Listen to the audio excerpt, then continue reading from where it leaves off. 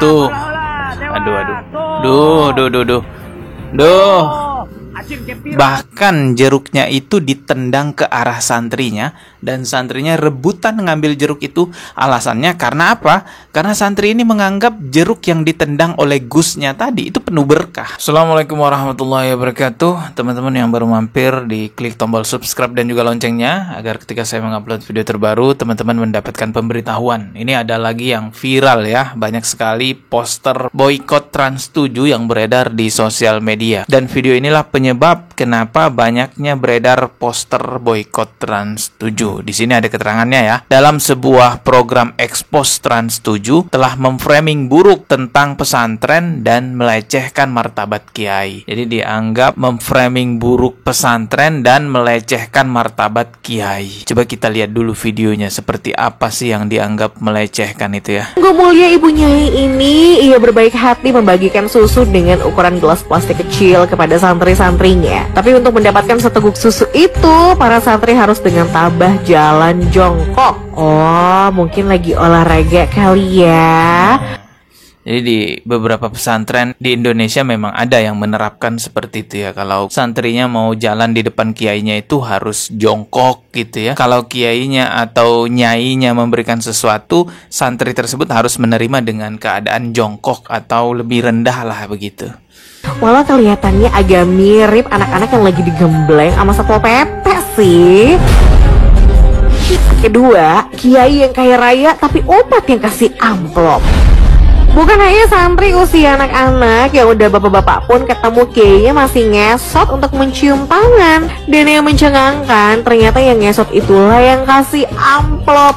Ini salah satu juga penyebab kemarahan terbesar beberapa orang ya terhadap Trans 7 karena di video ini menampilkan salah seorang kiai besar dari pondok pesantren Lirboyo. Dari sinilah dianggap bahwa program ekspos Trans 7 ini melecehkan martabat kiai.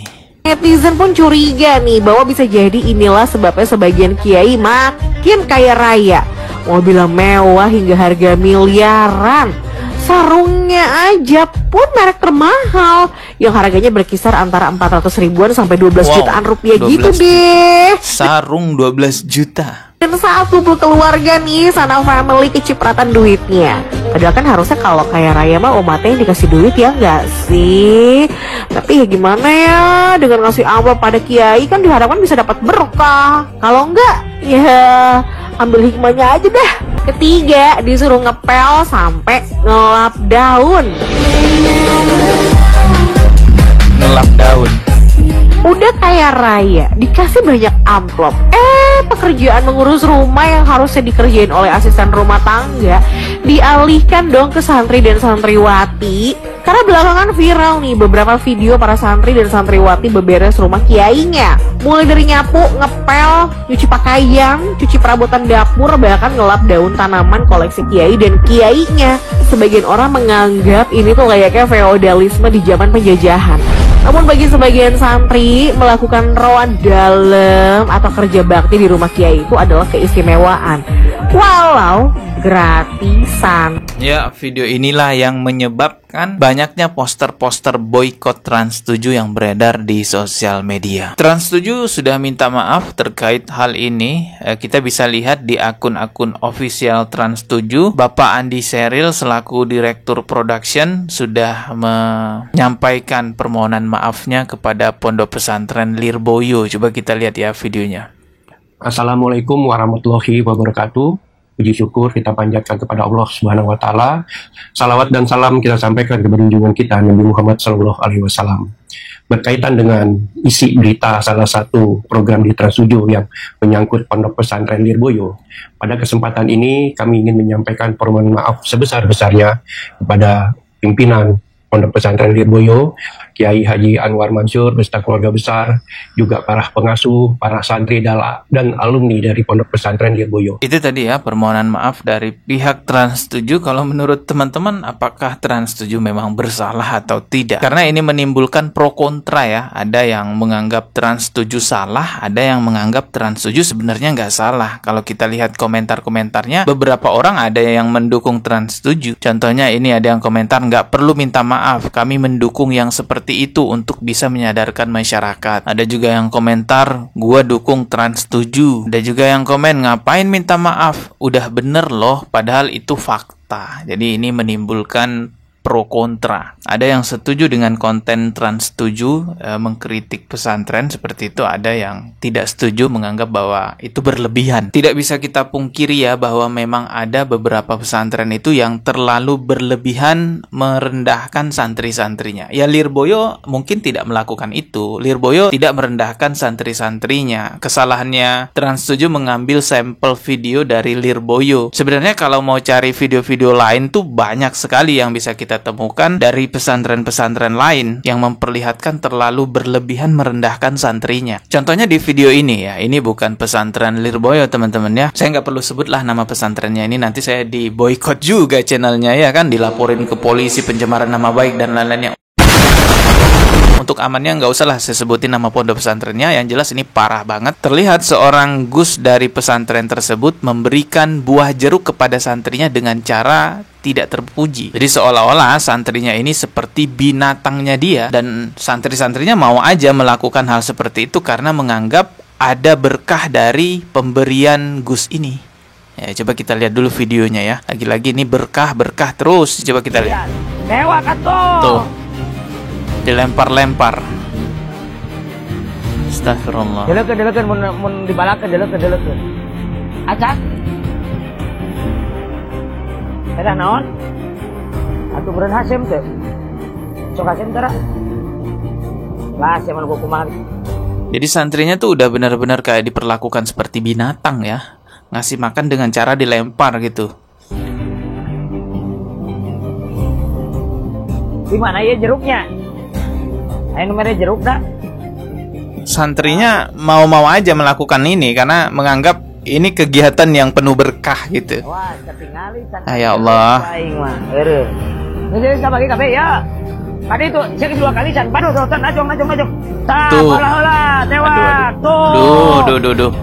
Duh. Acim ke viral. Bahkan jeruknya itu ditendang ke arah santrinya, dan santrinya rebutan ngambil jeruk itu. Alasannya karena apa? Karena santri ini menganggap jeruk yang ditendang oleh gusnya tadi itu penuh berkah. Berkah lagi. Seperti inilah yang perlu dikritik teman-teman. Jadi kita tidak juga bisa memungkiri kebenaran fakta yang dikritik oleh Trans 7 ya. Ada benarnya juga yang dikritik oleh Trans 7. Karena memang fakta di lapangan ya ada pesantren-pesantren yang model begini. Kasihan loh santrinya. Coba lihat nih, demi dapat berkah, jeruk yang ditendang pun dia ambilnya. Tuh, astagfirullah. Astagfirullah.